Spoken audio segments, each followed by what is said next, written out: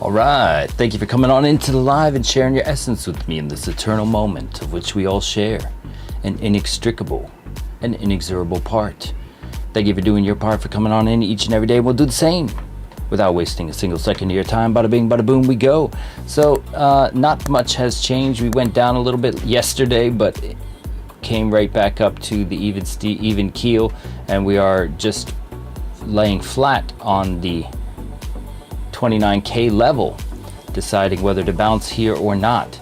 You have some unrecovered wicks down below at 28.5, just about on the Coinbase chart, and you have some point of control rejection up the local consolidation range, and we could be coming down lower into a larger consolidation gold point of control down here, which also coincides with the golden pocket, and this rejection off of the 0.5 equilibrium zone, insinuating that people want a discount price down below before that bounce. And let's go into the high block capital. What is high block? Well, people lock their liquidity in the charts to get burnt to a crisp by the market maker for not using a stop loss, and we get to see where those crispy characters got burnt to a crisp or are about to. So we're going to save yourself some time. I think the liquidity has pretty much stayed unchanged, so we're not going to go into the higher time frame so much. You can look at yesterday's stream for that. Basically, we had these pools up above that are starting to percolate. So if they are going to drop it, I suggest that they are going to go up to this region at 29,196 now to take out these 100 Xers first. So they'll come up to here, take these guys out, induce some longs, and then come lower by the looks of it. If we look at the higher pool, you have $182 million at 29,382. So you could be coming all the way up to 29,548 to take out his partner in crime at $247 million. So this entire region is a target right now. You do have 129 million down below alongside some 100x pools. It is quite thick down here at the 28.57 region. Let's go ahead and look at the 7-day. Let's just put it even Steven on both sides, okay? So you got about 10 billion up in the 30,350 range, 10 billion rather, and down just a little bit down below you got 2, 4, 6, 8 plus the extra, you got over 12 billion down here at the 28.6 region that we could come back to. If you go up in turn in the same amount from 29K down to 29.5, you don't really have the same amount on the 7-day time frame. So if you are going up to this hotter region at 30,000, you would be going all the way up, most likely. So you would go down to go up. So in this case, going up to take out some of the 100 Xers and then induce some longs and then drop it down into this region makes the most sense in terms of where we're at the price point now in time. We're going to just do the monthly and then stop there. We already went over the higher time frames yesterday. I have a limited time today. So down below you have 25 billion down at the 28.1 region, and so that is closer to where we are right now. $1,000 down, we went over that yesterday, would take you to this little bit of happiness here, and you have 8 billion also times 2, so you have $36 billion down here if you add this up together, or over 40 down to the 28.1 region, as opposed to if you go up basically 1,000 in the opposite direction, you don't get the same amount. You'd have to go 1,500 to get those double digits of 40 billion. So there is 40 billion up above at 30,005 past the 30,000 mark. So you'd have to traverse more distance and pay more longs to get to these shorts, if that makes any sense. So coming down to this little bit of happiness, spawning some divergence to then rocket themselves up to the 30,000 level is where my head is at right now. So we're going to take a look at the Binance chart and save ourselves some time. So let's go into where we left off yesterday. So the sideways nature started to get a move down to the downside from where we left off after yesterday's stream. Asia handed off to London, although there's no real banking financial institutions open, the sessions still ring true. New York ended up trying to pump it up, but just kind of range trading, kind of going sideways. One thing you can do is use a regression trend tool, and you can do 2 clicks and just see it in this channel. And when it's below this level, it's discount. When it's above this level, it's premium. And I'm sure there's people trading this, not my idea of spending a weekend, but some people are out there with time to do that. And let's go ahead and throw on our oscillators. Once again, link is in the description for this, 𝗦𝗲𝗿𝗀𝗍𝗮𝗧.info. You can go to your features tab, toggle the instantiation of it, see what it looks like, or look at each component as we go over each. So each one of these little 4 bounces gave you a little bit of happiness each time, 0.25%. I'm not into high leverage that much. Max for me is 5 at this time, so using the high leverage stuff, you could have seen some decent plays, but not my cup of tea. If we're looking at the 4s on the Momentum Master schematic, if you look at the stochastic array here in isolation, when you get these diamond X's, these are the higher time frames, or majority of time frames in your favor, and that generally leads to upside. Just isolating this alone, the 4s and the 5s and the 6s is where it's at for seeing reversals. And the last time we saw that was back here. So I leave the history on so I can see. I'm going to remove this. This did not play out yet, but it's still possibly on the cards. We'll come back to that idea.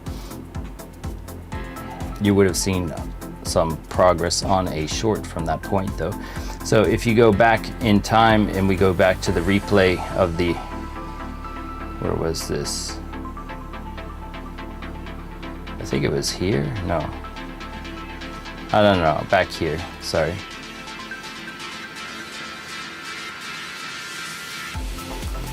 So into the FOMC meeting, you had the 5s and 6s, and we were talking about those at taking those at face value. Had a lot of chip chop here, but it eventually did play out for a 2% gain.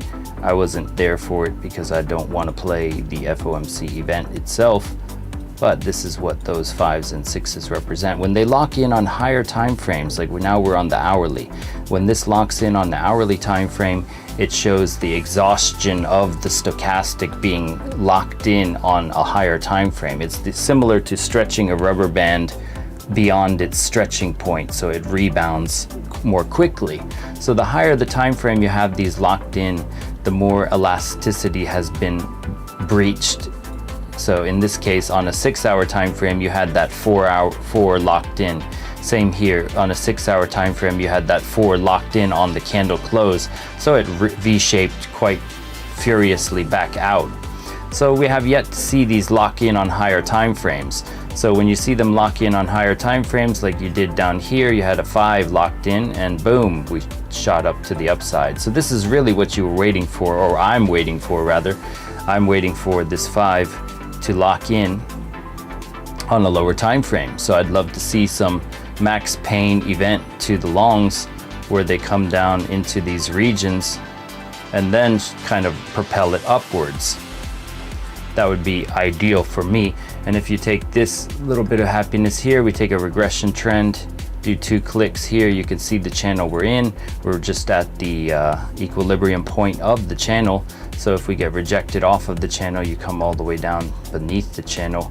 And yeah, we're either at the point of going down further or going to surge out. I think going down is the more likely option based off the liquidity of the monthly time frame and just the thick band down here, but they are percolating something as a sharp rise thereafter, so beware of that.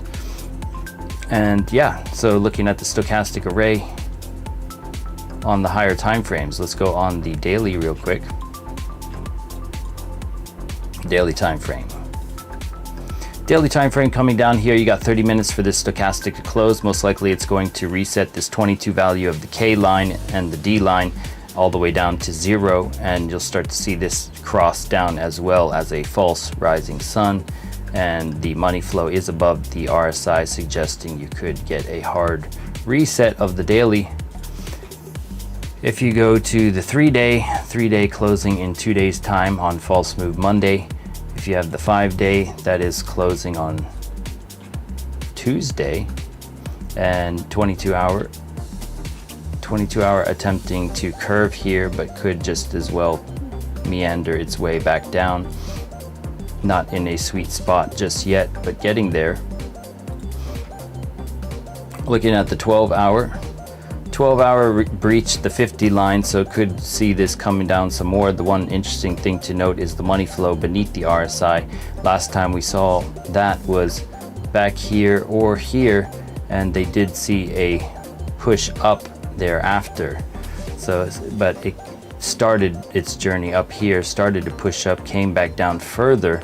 So we'd like to see this money flow come back down further and then start to make its push, and ultimately got rejected even further down.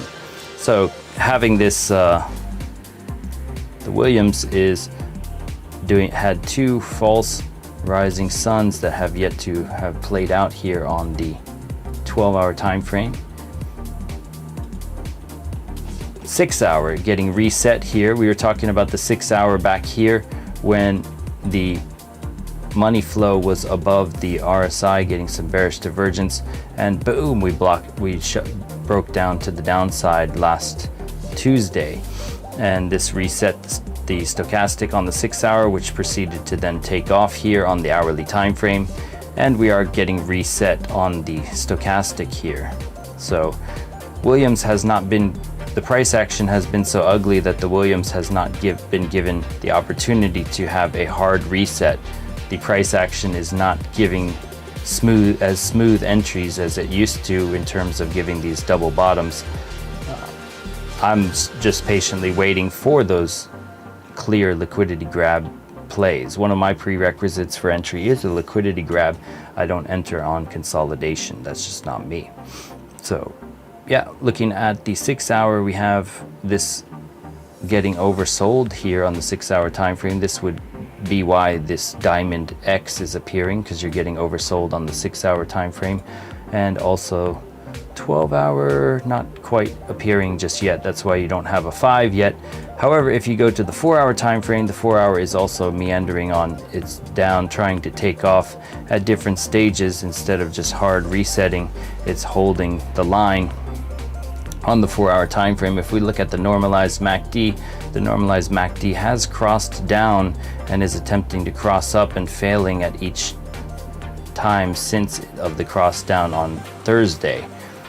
So are we going to see this reset down into the domain of the Williams? This is where we like to see it, down here when it's in the bottom with these double bottoms, and the MACD comes down into the Williams zone, and then you get the hard reset with some bullish divergence.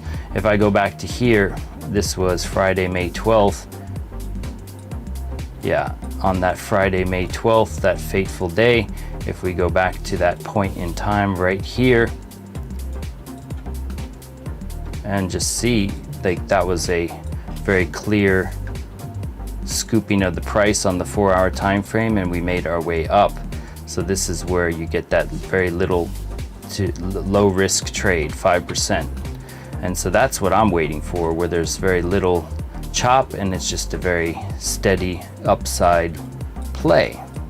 I mean, it doesn't need to be upside. You could see it on the other side of the play too, but we are in a bull trend per se. So looking at that type of play from where we're at currently, I'd like to see this Williams come down a little bit more on the 4-hour time frame. Does it need to? Not necessarily, but I would rather have that special sauce behind it myself. So 4-hour time frame could come lower on this last little bit. It's attempting to induce its way into some upside here. Whoops, going to the hourly time frame. Hourly time frame getting overbought, interesting, without actually going anywhere. So you got overbought on the hourly time frame. MACD's approaching the zero line. Last few times it hit the zero line, it rejected. So this MACD, that shout out to one of the Momentum Master traders, Peyton, for pointing this out to me, that the MACD, as it approaches the domain of the stochastic, gets rejected if it's bearish, and then if it gets accepted, it's extremely bullish to that domain, coming into that domain. So yeah, seeing this rejection on the zero line of the MACD is something to note. Had previous money flow divergence, we talked about that idea. It was back here though, and then we said that it was going to possibly get suppressed off the cloud. You're currently approaching the cloud right now on the hourly time frame, which is extremely bearish looking. What is the trend cloud? Well, it's a volume weighted cloud formula. So when you see a cloud in this manner with this downwards momentum, this is more likely than not you get rejected off of the cloud. When it starts to thin, then you see this thinning, and then you reclaim the cloud and you ride on top of the cloud with a candle closing above that thinning cloud, and then boom, you see that to the upside. Where's an example of this on the hourly time frame? Back here. Here's a perfect example. So just August 1st, you had a baseline cross-up event. The candle closed above the baseline. It had bullish divergence on the money flow and the RSI. You had the stochastic, the Williams down in the bottom here with the MACD in the domain, and you had the rising sun event shoot up above the cloud, held the cloud for 1, 2, 3, 4 hours. The cloud shifted, started to get thin, and boom, shot to the upside. So this was a easy play, if you will, like one of those low-hanging fruit type plays. And so if this was taken, that could have been a 3% play on the hourly time frame. So on the opposite end of the spectrum, this is getting a rejection off the cloud from what it looks like right now as you get overbought. So at this point in time, when you came up, you started seeing the momentum rise, and then we burst through the cloud. You'd have to see a conviction above the cloud and hold above the weighted and all that stuff, and then that's when you would see that come up here. If we go to the lower time frame, 15 minute attempting to ambiguously double top or do its thing here as we enter the daily candle close. So everything's fractal in nature, so it's going to attempt to do that on all time frames. So coming up here above the cloud, kissing the cloud, and attempting to take off, but getting that suppression of the higher time frame. You have the cross down event on the 15 minute suggesting fatigue as the baselines close above the candles here. This is why we put the opacity of the candles down, so we can see the baselines and where their location is in comparison to the candles to catch the momentum further. So seeing this cross down event and the top of the Keltner channel on the 15-minute end rejection off of the 200 weighted moving average could take you back down for a reset here, and you come down to the bottom of the channel. There is a small fair value gap down there at 29,020. Technically it's down in this region. If we look at lower candles, like at the 2 minute, you're going to see where those locations lie. For example, down there, to be thorough, 29,017. Going to the 5 minute, getting that 3 time frames overbought. And so if you get these dynamic alerts and you are so inclined to scalp, these dynamic alerts do come to your phone, a set and forget alert system that you can set perpetually to give you these text messages of when 4 time frames are oversold and 3 time frames overbought, and each time you could have take these, I did do a back test of this for a year and a half to make sure that where they do appear does have something at the bare minimum covering the fee to open the trade if you want to set it at break even. So yeah, for the most part they do hold true for the small little 𝗥𝗲𝗋𝗁𝗍 that they provide. So you could be your own guru and not have to rely on anyone. And it helps you scan the market more easily as well. So coming down into the 5-minute and the 15-minute here, the 15-minute is starting to reset by the looks of it, rejecting off of this weighted moving average, and the hourly getting overbought here is the interesting key to the situation here. Whoops, what did I pull?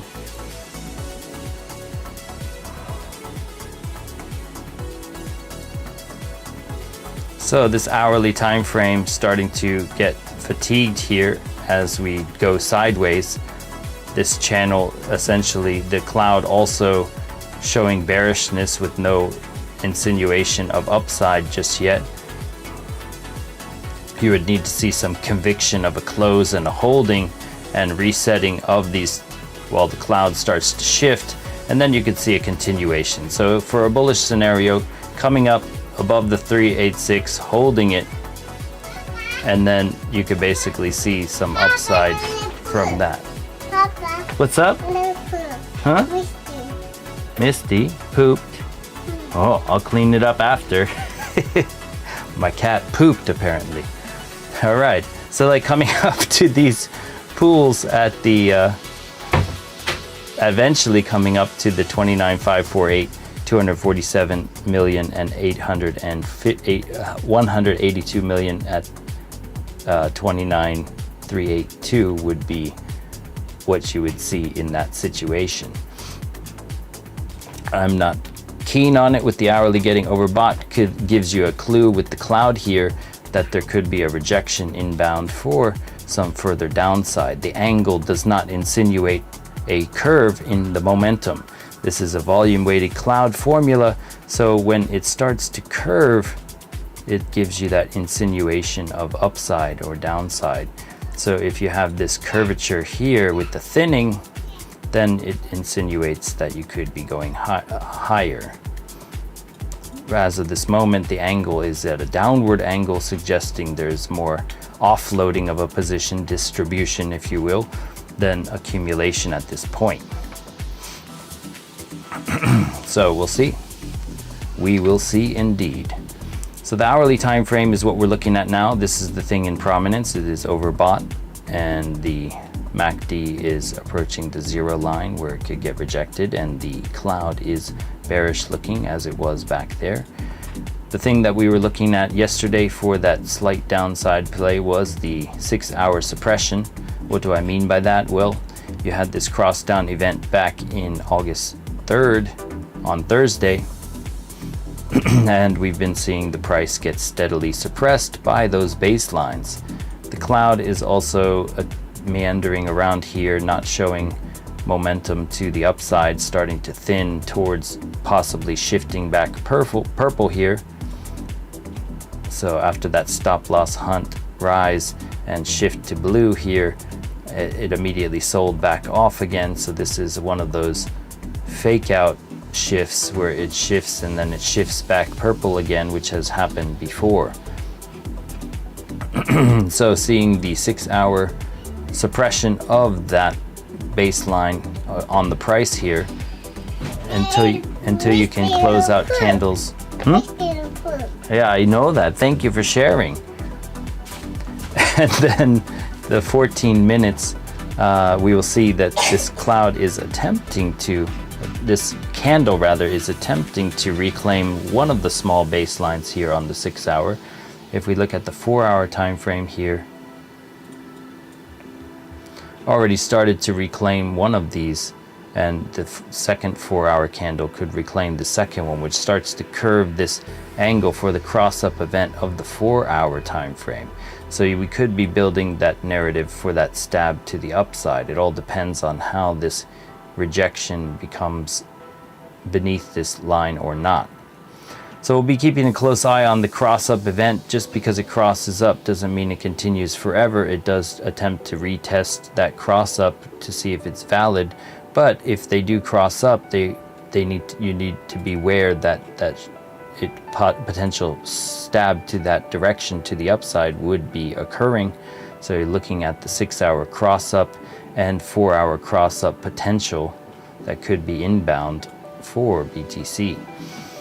Let's take a look at chat, see what you guys are, where your heads are at and what you have for me to look at, and then I will bid you adieu. Just made it. What's up, CNC? How you doing? Sorry I have to cut it short this morning. I have a few meetings to attend to. I'm looking to automate some stuff, so I have a meeting with the programmer in after a lesson in the morning. So busy, it's good. So looking for the 4-hour time frame to see how this is going to cross up. I wish I could stay till 9, but my student will arrive at 9, so I got to cut it slightly short before this happens. So what you're looking at here, you had the cross up event of the daily, which was obviously a stop loss hunt. Rise, drop to the downside. You didn't even bearishly retest the cloud. The cloud is to the downside. One interesting thing to note is the angle is slightly shifting here. Still thick though, but one interesting thing is that the angle is kind of acting in this manner that it could eventually surge up and start to curve. But as of this moment in time, you're looking at the flatness of the 6-hour and 8-hour. Flat clouds, not so interesting to me. Curving and thinning clouds, very interesting. And you had this curvature and this rejection off the 8-hour here. This latent curve and shift here is probably likely due to this candle here. As of this moment, you're getting rejected off the cloud, but the 8-hour cloud does have some insinuations of curvature that are interesting to note. It looks a little bit cleaner in its preemption. So you had one here that played out, and so is this eventually leading to the idea of upside here on the 8-hour time frame? Interesting. 8-hour is coming down some more. You're at the 50 level, getting a hard I just need to see a hard reset of the oscillators. That's this ambiguous entry stuff is not for me. I'm not into ambiguous entries. I want a clear entry. Can you please give me a clear entry signal, BTC? Been tougher to trade these last few weeks, you should say, because you have a lot of consolidation for 2 weeks. This has been basically 12 days, approaching 2 weeks in this range, and just not my cup of tea to do range trading, and not my top of the channel, bottom of the channel, top of the channel. It's like anyone's guess when it's going to break out. As it looks right now, the idea of like a diamond bottom here could also be in play. All right, guys, I'm gonna do the total and then I'm out of here. Let's take a look. Total. So the total market cap, 6-hour time frame, we broke down at the 0.65, 706, slow bleed out into the 786. Are we going to hold the 786 and attempt to come back up, bearishly retest the trap door at the 706 at 1.128 trillion, and then reject down into the zone of that we're aiming at here? As of this moment, we haven't reclaimed a bullish narrative yet, and the bearish narrative is still in play with that hard rejection off the 236, boom, and we never came back to it since. So until we can come back into these regions on the total, I'm not really interested in longing personally. The total 3 already started doing that for you. Is this an insinuation of what will happen for total? The altcoins already unloaded off. I think the Litecoin halving sell-off already occurred. It did. So yeah, buy the news, buy the rumor, sell the news. So the news of the halving is already sold off. Interesting how the nuke locked in there on the 6 hour, so that would have given you the exact top if you were trading Litecoin. You did have a nuke here which had an extended M, which did eventually play out if you could stand through the drawdown there, but the nuke pretty accurate there. One thing different to note from this nuke to this nuke, let's do an analysis of Litecoin's nuke and then we're out actually. So this nuke, you're above the Keltner channel here. You had an extreme surge up and you're above the Keltner channel, so, and you had this cross down event. Here you're at the top, but you're not outside the Keltner channel. What is the Keltner channel? Well, it's a ATR based Bollinger Band, which is better than Bollinger Bands in my opinion, because it uses the average true range. So when you get above it and come outside of it, it's like stepping into the unknown. It wants to come back into where it's known. So when you get beneath it, you come back up above it. So it's a dynamic support and resistance thing. And so when you came above it on the 6 hour with these nukes locking in, it was a pretty safe bet to say that it's going to come back into the cloud. Now, I don't normally trade these altcoins, but this is one example of where that held true on the formulas. So these formulas are not just for Bitcoin, they can work on any asset pretty much in the world. There's some stuff that doesn't play out exactly true when they have the shorts on the run. That's one example. When everyone was thinking the gap was inbound, they just squeezed them and then came back and never took the gap. All right, guys, well, that's my story and I'm sticking to it. BTC is going sideways here. The hourly time frame is the thing to watch here. Is the hourly going to get a hard reset to the downside, getting overbought here on the cloud with the thickness of the cloud rejection? Could we be coming down into these regions to reclaim some of the wick? And there's some pools down below. I'd like to see it come down some more personally. The one thing to note on the 8 hour cloud is the eventual shift in a different direction. It's 8 hours cloud, so it takes some time to develop. So thinking about Monday or Tuesday-ish. All right, I'll give you an update later this evening. I must bid you adieu. So once again, thank you for coming on into the live and sharing your essence with me in this eternal moment of which we all share an inextricable and inexorable part. Thank you for doing your part, for coming on in each and every day, and we'll catch you on the flip side. Peace.